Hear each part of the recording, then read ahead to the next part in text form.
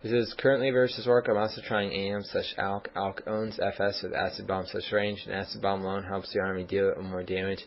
I've only played a few of it, so I'll update on how successful it is. Well, I wish you luck, but my main concern with Alchemist would be the fact that acid bomb is generally assisting in the sense that it makes your units that are doing damage do more damage. And generally, human against orc, you have a lot of casters, which, although they do damage, they don't do a great deal of damage. So usually, whether it's Beastmaster, Panda, or MK, it's usually your heroes that are doing out the damage. And with Acid Bomb, I don't think it's capitalizing on how your army is proportioned. You know, it's when you're using Acid Bomb, you're using a spell that's intended to make your army do more damage when your army isn't the damage dealer, it's your heroes. So that's why something like Panda, I would say, is better. Also, Panda does a lot of great things like rapes burrows and stuff like that. So, well, thank you for that interesting PM, Theo, and thank you for the stats.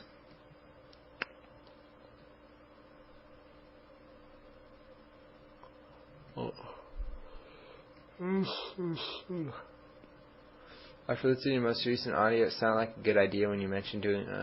Sorry. Thank you, Xenoside, for the PM. Speed of sound. Oh, no worries, speed of sound. Thank you for the PM.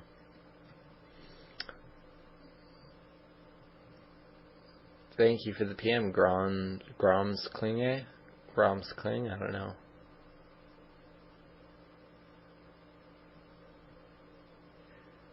Oh, thank you very much for the PM, Groms. That's very nice, PM. Thank you. I'm glad I helped you and some clanmates and some stuff like that. Another thing, too, guys, I've done some audio commentaries in the past, like before I quit back in December, and some ones I didn't remember, audio commentaries. So sometimes people are like, you still haven't done one on versus Undead. I mean, even though they aren't new, I have done a couple on against Undead.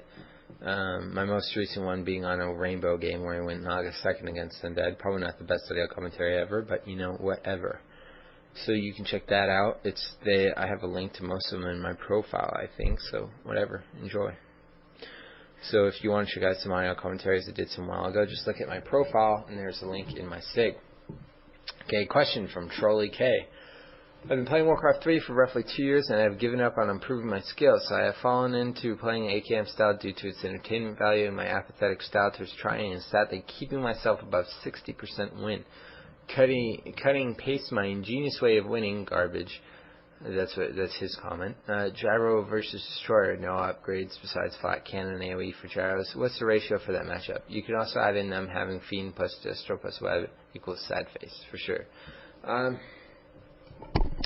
I think it depends. I think it certainly helps to have flat cannon.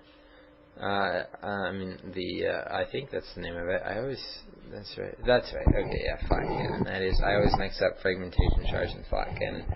But I certainly think it helps to have that, and I think it's important to get. But I imagine with AKM strat, you might end up stuck at 2-2 for a while. It's probably best to refer to AKM replays specifically, but usually 2-1 is good enough. Having Fiends really changes it. You probably need quite a few more. And it depends on how many destroyers they get. I always like to have a healthy amount of gyros when I know that they can get destroyers. In other words, when they have a slaughterhouse in their tier 3. If they only have 3 destroyers, I'll make 12 and stop at 12, because I figure if they make 1 or 2 more destroyers, I'll be prepared for it. I don't know, you just get a feel for those things. You have to play a lot and kind of figure it out. Sometimes, they'll suddenly turn more statues and destroyers. They'll have 5, I'll have like 12, so I'll just TP away and start pumping the hell out of gyros until I get enough to really face them. So, it depends. So the only way to really figure that out is just to play a lot and get a feel for it. So just keep playing, and I think you'll figure that out yourself, how much you need in certain situations. But 2-1 is pretty basic, maybe even 3-1. I would say 3-1 is probably a bit safer and probably better, probably more true. Alright.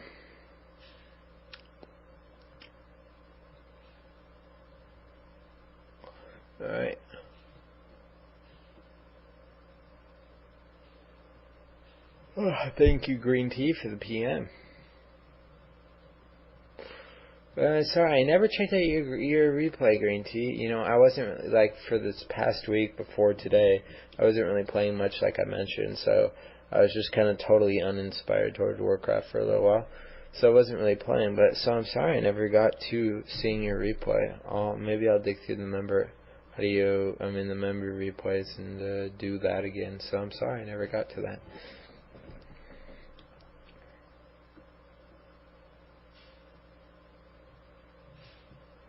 Okay, alright, here we go. Question from Perfect World. Although I guess he's been banned since then. I don't know. I mean, Shadow does his thing, you know.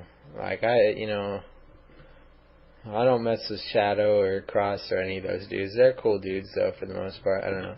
I don't know Shadow that well or anything, but I was wondering why he got banned, so I looked into it. I went through some of his past posts, but Perfect World just made some posts, like, asking for help, but I guess he made, like, 5 posts in one day asking for help with all these different matchups, and Shadow identified him as a spammer and banned him, but I was kind of surprised. I thought that was kind of weird. It's like, he wasn't trolling or anything. He seemed to be asking serious questions. He asked a lot of questions and made quite a few different posts, but I don't know. It seemed a little bit questionable to me, but don't ban me, Shadow. I'm not questioning it. I can certainly see why it was done, but I thought that was a little weird. So anyway, alright, why do I build the lumber mill so early on? I think he's referring to against Orc. It's only required to build aviaries and upgrade scout towers to guard towers, I think. Obviously, aviaries can't be built at tier 2. The guard towers are unnecessary early on. Arcane towers are far better off. The only advantage is getting building upgrades and reducing the distance for peasants to gather lumber. Building upgrades early on takes away from footman production and hinders reaching tier 2. That's not true. Well, except for the footman production. Reducing distance peasants gather lumber seems like a good idea, but 1 or extra 2 second return won't really hurt the economy. An extra peasant or 2 can fix this easy. I can't seem to figure this out. If it isn't a hassle, could you explain this in your audio commentary? Would it be alright if I add you to my buddy list? I really enjoy listening. Sure, add me to your buddy list. Feel free, any of you people out there, add me.